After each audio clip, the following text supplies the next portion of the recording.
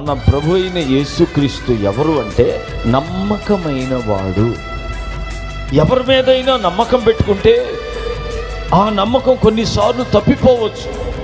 కానీ ఈ రాత్రి నేను ప్రకటిస్తున్న యేసుక్రీస్తు ఎవరు అంటే నమ్మకమైన వాడు. ఆయనను నమ్మవచ్చు. ఏ పరిస్థితిని గూర్చైనా నువ్వు ఆయనను నమ్మవచ్చు.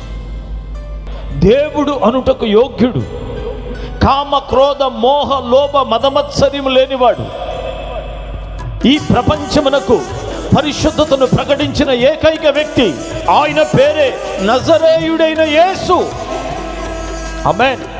నాలో పాపముందని మీలో ఎవడు స్థాపించగలడని ప్రపంచానికి సవాలు విసిరిన వ్యక్తి ఆయన పేరే నజరేయుడైన యేసు. ఆయన పాపము చేయలేదు, ఆయనలో పాపము లేదు.